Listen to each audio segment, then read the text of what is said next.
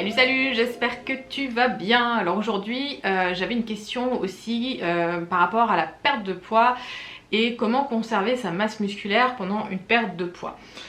Donc je me suis noté pas mal de petites choses justement pour répondre à cette question parce que c'est vrai que quand on commence à diminuer ses apports caloriques, même si moi je suis pas ultra fan de diminuer ses apports caloriques de manière trop drastique, parce que au bout d'un moment, c'est comme je vous le dis à chaque fois, le corps va s'adapter à la baisse, donc c'est pas forcément tenable sur le long terme de toute façon.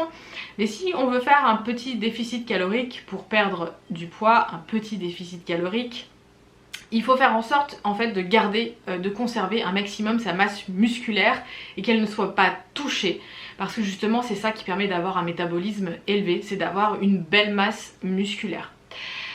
Donc en premier, la première chose que j'ai notée, c'est de faire vraiment, de veiller à consommer suffisamment de protéines, parce que pour moi les protéines c'est ce qui va conserver la masse musculaire, d'en avoir suffisamment sur la journée, de pas trop diminuer. Si on doit diminuer des choses au niveau des calories, des macronutriments, c'est d'éviter de diminuer en fait tout simplement les macronutriments protéines et de les garder suffisamment hauts pour éviter que la masse musculaire fonde. La deuxième chose, c'est du coup de consommer ces protéines à chacun des repas.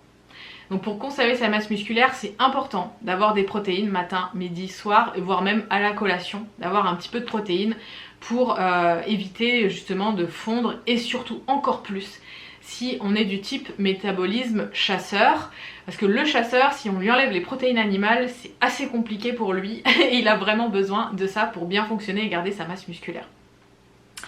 La troisième chose aussi, c'est de veiller à avoir suffisamment de vitamines et de minéraux pour que l'absorption en fait des protéines aussi soit maximale.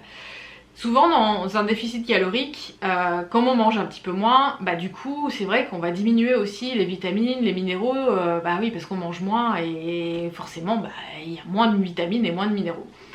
Il va falloir faire attention à ça, et du coup si on fait un déficit calorique, il faut aussi que toutes vos calories elles viennent d'aliments qui sont riches en vitamines et en minéraux, et on évite pour moi tous les aliments qui sont à calories vides, comme le sucre blanc, les pâtes blanches, le riz blanc, etc. qui contiennent quasiment aucune vitamine et minéraux.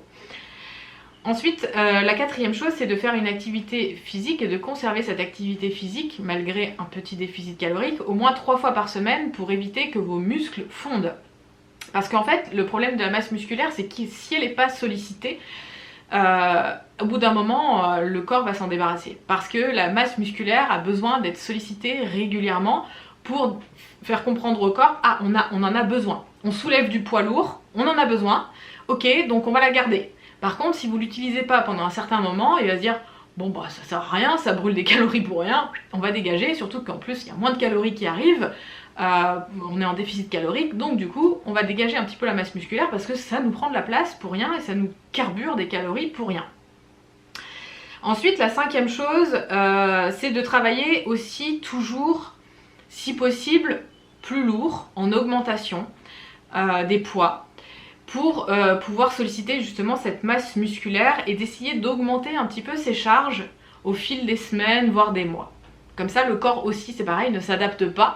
Et à un moment donné, il faut toujours aller essayer de soulever un petit peu plus lourd, de faire une surcharge progressive et d'augmenter. La sixième chose, c'est d'essayer de travailler plusieurs muscles en même temps. Qu'est-ce que c'est que de travailler plusieurs muscles en même temps? C'est de faire des exercices polyarticulaires. En général, les exercices polyarticulaires, bah, nous on connaît beaucoup le soulevé de terre, le squat, tout ce qui va solliciter les jambes, le dos, les bras. C'est pas de l'isolation, c'est tout le corps en même temps qui sollicite beaucoup de muscles en même temps. Il existe pas mal d'exercices, par exemple si vous faites des fentes en même temps, vous pouvez faire des haltères, voilà, vous sollicitez en fait plusieurs muscles en même temps. Et ensuite, septièmement, c'est de ne pas trop diminuer les apports de manière générale, on va dire dans la journée. C'est comme je vous dis, d'éviter de descendre trop bas vos calories, de descendre trop bas, parce que justement, si on descend trop bas, ça va taper dans la masse maigre. On va taper dans le muscle et c'est vraiment quelque chose qu'on veut éviter.